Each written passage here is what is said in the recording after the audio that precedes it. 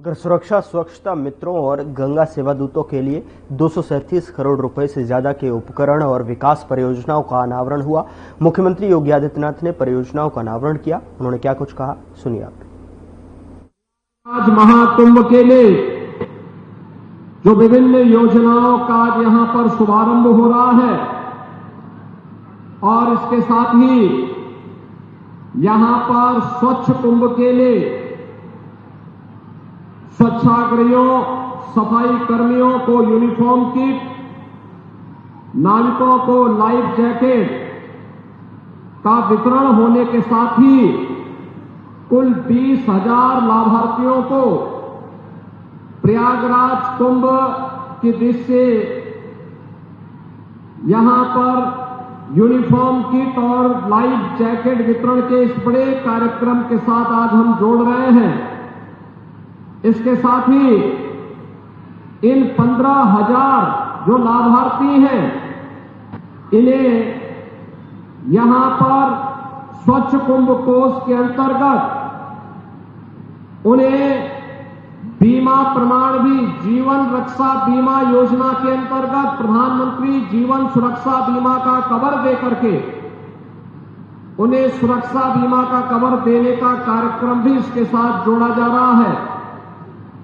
यहां पर जिला प्रशासन और यहां के जो प्राइवेट हॉस्पिटल्स हैं, इनके साथ एमओयू का कार्यक्रम भी अभी यहां पर संपन्न हुआ और इसके साथ ही स्वच्छता उपकरणों को टिपर, कॉम्पैक्टर आदि का यहां पर फ्लैग ऑफ किया गया, जो लगभग 50 करोड़ से ऊपर की है। और फायर टेंडर, जल पुलिस, रेडियो और यातायात उपकरणों को भी यहां पर आज विभाग को प्रदान किया गया। यह लगभग 175 करोड़ रुपए की है। आज के इस अवसर पर डिजिटल कुंभ की आदरणीय प्रधानमंत्री जी की परिकल्पना को साकार करने के लिए प्रयागराज मेला प्राधिकरण का गूगल के साथ में एक एमओयू भी यहां पर संपन्न हुआ है। इन सभी कार्यक्रमों को समेटते हुए दिव्य, भव्य और डिजिटल कुंभ की परिकल्पना को साकार करने के लिए आज के इस अवसर पर मैं आप सभी प्रयागराज के महाकुंभ के आयोजन के न्यू स्वच्छता कर्मी, सफाई कर्मी, स्वेच्छाग्रही, सभी हमारे यहां पे नाविक और इस पूरे अभियान के साथ जुड़े हुए जितने भी कार्मिक हैं, इन सभी का मैं हृदय से अभिनंदन करते हुए इन्हें मैं अपनी शुभकामनाएं भी देता हूं। बहनों और भाइयों, प्रयागराज का कुंभ आदरणीय प्रधानमंत्री जी की प्रेरणा और मार्गदर्शन में पूरे देश और दुनिया में प्रयागराज को एक वैश्विक छवि के रूप में स्थापित करने में सफल रहा। एक भव्य, एक दिव्य कुंभ हो। कुंभ भी स्वच्छता, सुरक्षा और सुव्यवस्था का प्रतीक बन सकता है। कुंभ के माध्यम से आने वाला हर व्यक्ति एक सुकून महसूस करके असीम आध्यात्मिक शांति की अनुभूति करता हो। यह दृश्य देखने को मिला था 2019 के प्रयागराज कुंभ में। और प्रयागराज कुंभ की उस कार्यक्रम की परिणति थी कि स्वच्छ कुंभ की परिकल्पना को साकार करने वाले स्वच्छता के कर्मियों को आदरणीय प्रधानमंत्री जी ने उनके पाद प्रक्षालन के माध्यम से उस समय संदेश दिया था कि वास्तव में स्वच्छ कुंभ की नींव और उसकी आधारशिला कोई है, ये सफाई कर्मचारी हैं, इनका सम्मान होना चाहिए और उनका अभिनंदन होना चाहिए। बहनों और भाइयों, ये हमारा सौभाग्य है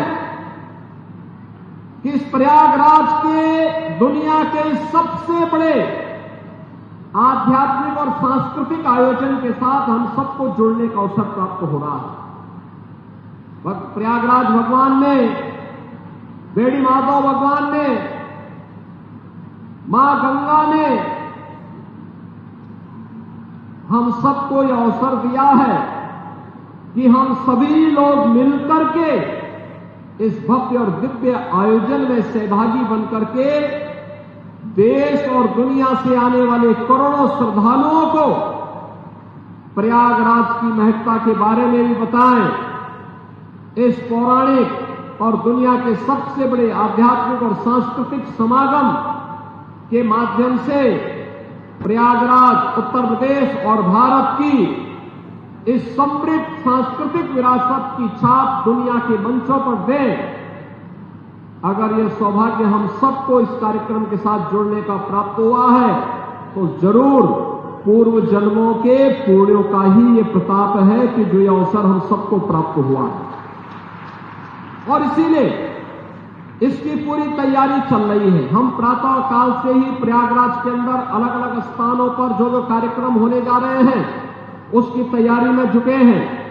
13 जनवरी से 26 फरवरी के बीच में जो 6 प्रमुख स्नान होने हैं, जिनमें 3 शाही स्नान पड़ेंगे और 6 स्नान होने हैं पौष पूर्णिमा 13 जनवरी को, मकर संक्रांति यह शाही स्नान भी पड़ेगा मकर संक्रांति के दिन 14 जनवरी को, मौनी अमावस्या शाही स्नान पड़ेगा 29 जनवरी को, बसंत पंचमी शाही स्नान पड़ेगा 3 फरवरी को, माघी पूर्णिमा 12 फरवरी को और महाशिवरात्रि 26 फरवरी को।